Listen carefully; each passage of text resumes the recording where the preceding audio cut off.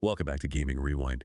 You know, uh, Sometimes I get nostalgic for games that, while maybe not perfect, still hold a special place in my heart. Mafia the Second is definitely one of those games. It's been over a decade since it came out, and there's just something about it that keeps gamers talking.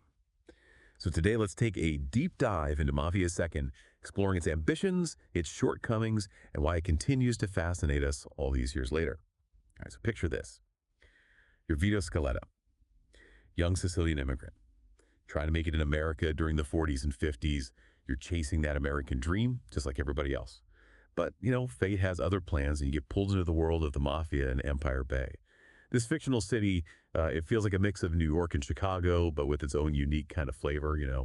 And the game, it really tries to create that cinematic experience. It's drawing inspiration from all those classic gangster films, like The Godfather, Goodfellas. And I think it does a pretty good job. The story, it's gritty, it's realistic, and you really get drawn into Vito's journey as he's dealing with loyalty, betrayal, ambition. He wants a better life, but the path he chooses, well, it's not exactly paved with good intentions. Now, speaking of Empire Bay, the setting itself is amazing. It's not just some background. It feels like a character in itself. The developers, they really nailed the atmosphere of mid-20th century America. I mean, the architecture, the music, the fashion, even just the way people interact on the street, it all feels so authentic. Yeah. And the attention to detail goes even deeper. Like the opening level. It's inspired by a real historical event, the Allied invasion of Sicily during World War II. The game makes it seem like the Mafia played a big part, but historians, they actually debate how involved they really were. Some say their contribution was minimal, while others believe they were actually instrumental in helping the Allies. It's interesting how the game uses real-world events like this. It adds a layer of depth and complexity to the story. But it also makes you think about how we interpret history and how games sometimes blur the lines between fact and fiction. Makes you wonder, is it okay for a game to take creative liberties with historical events, or should it stick to the facts? Something to think about. But let's move on to something a little lighter. The voice acting. This is where Mafia the Second really shines. The performances are top-notch. They really bring the characters to life. You know what's really cool? Joe Barbaro, Vito's best friend, he's actually voiced by Robert Costanza, the same guy who voiced Harvey Bullock in Batman, the animated series. Little touches like that, they add so much to the game. I mean, I remember the first time I heard Costanza's voice in Mafia the Second, I was like, no way. It's just one of those things that makes the game so memorable. Okay, now, before I get carried away praising the game, we got to talk about the elephant in the room. Mafia Second is not perfect. It has its flaws. It tries to be innovative with this open world, but it doesn't always work out. The mission structure, it's pretty linear. You're basically going from one objective to the next, and while the city is beautiful to look at, you don't always feel like you can really explore it and do your own thing. And there are a few plot inconsistencies that can be kind of jarring. Like, there's this moment where Henry, one of the characters, turns out to be a government informant. This twist, it comes out of nowhere, and it doesn't really feel like it was set up properly. Almost like the writers just wanted to throw in some drama. And then, oh boy, the checkpoint system. It's brutal. If you fail a mission, you often have to replay huge chunks of the game. It can be incredibly frustrating, especially if you're deep into a mission and, you get caught by a stray bullet or something. It's like, come on. I like that it makes you think, forces you to face the reality of that world. But yeah, I get why some people feel like they didn't get closure. And then there's the whole mess with re-releases, especially the definitive edition.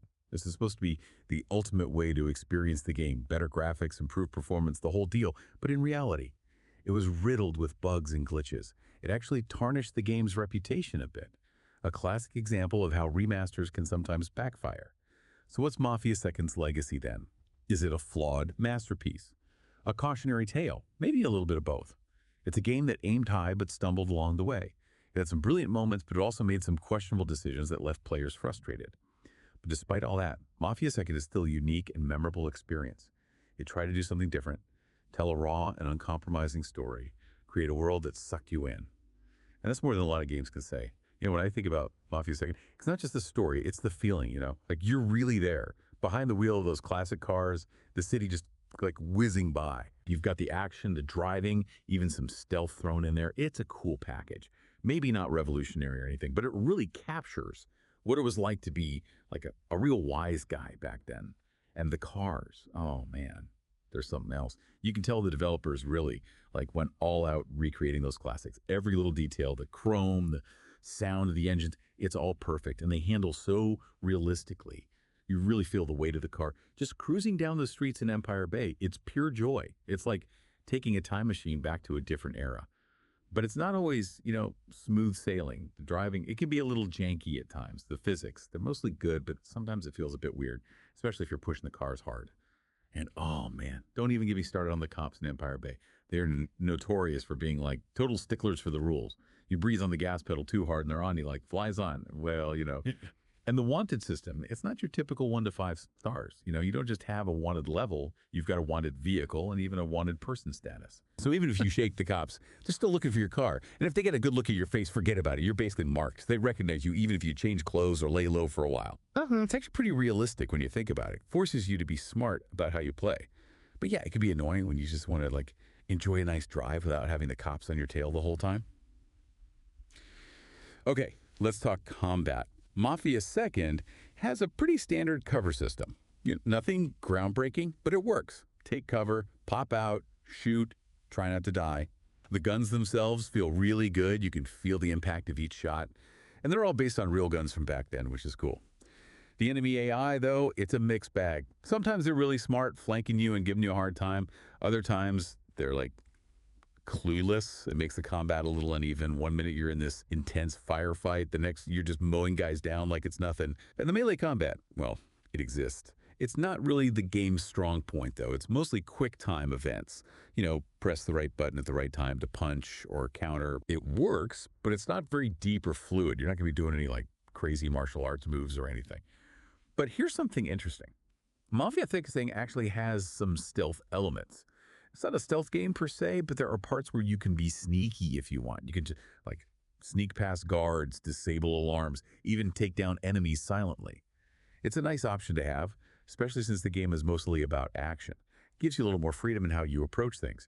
And let's be honest, stealth takedowns are always satisfying. Too bad the stealth mechanics are kind of rough. The AI is pretty easy to fool, and the levels aren't really designed for stealth all the time. It's more like a bonus feature than a core part of the gameplay. But you know what? Even if the gameplay isn't perfect, that's not really what Mafia Seconds is all about. The real stars are the story, the characters, the world. The gameplay is just there to let you experience all that, like a vehicle. I don't know. Let's talk about that open world Empire Bay. Now, this is where things get a little controversial. It's a big city, beautifully detailed, tons of atmosphere, but it doesn't always feel, fully utilized. You can explore, drive around, take it all in, but there's not a ton to do besides the main story missions. Sure, there are some collectibles and a few side missions. You can even rob stores, but it's not as organic or engaging as other open world games. It almost feels like the open world is just there for show, a backdrop for the story. And that's kind of disappointing. I mean, Empire Bay is so well made. Different neighborhoods, its own history, secrets to uncover. But the game doesn't always let you dig into those things. You're always being pushed forward by the story, on this set path. Don't get me wrong, just cruising around Empire Bay, listening to the radio, enjoying the sights. It's a great experience. It's a beautiful city. But you can't help but think, what if? What if they had given us more freedom to really interact with the world, make our own choices, make Empire Bay our own? I think a lot of the criticism comes from, when Mafia the 2nd came out, it was time when open world games were really evolving. You had games like Grand Theft Auto 5 pushing the boundaries of what you could do. And compared to that, Mafia 2nd felt a bit limited. But I think we should judge Mafia the 2nd on its own, It wasn't trying to be Grand Theft Auto. It had different goals. It wanted to tell a specific story. And it used the open world to support that story. And in that way, I think it succeeded. It created a world that felt real and believable. A world that served the story it was trying to tell. Okay, so we've talked a lot about Mafia the 2nd. The story, the world, the characters, even those sometimes frustrating parts of the gameplay. But as we wrap up, I want to kind of zoom out a bit, look at the bigger picture. What kind of mark did Mafia the 2nd leave on gaming? Where does it fit in with the whole evolution of open world games? Back when it came out in 2010, people were calling it a masterpiece. Critics loved the story, the characters, how it really captured the feeling of mid-20th century America. It felt like a big step forward for open world games that wanted to tell a serious story, proving you could have both, a great story and an open world to explore. But things change, right? Games evolve. You had games like Grand Theft Auto V and Red Dead Redemption coming out later, raising the bar even higher for what an open world could be. And next to those games, Mafia the 2nd started to show its age a little. The linear missions, the open world that felt kind of underused, the mechanics that weren't always perfect. It all started to feel, a bit old school. So where does that leave Mafia the 2nd today? Is it just a relic of the past? A game we only play for nostalgia? Or is it still worth playing in, 2023? Hmm. Honestly, I think it's a bit of both. It's definitely a product of its time. If you go in expecting the same level of freedom and polish as, like, the latest open world games, you're going to be disappointed. But if you can appreciate it for what it is, a game that tried something new, that told a story that felt real and raw, then I think you'll still find a lot to enjoy.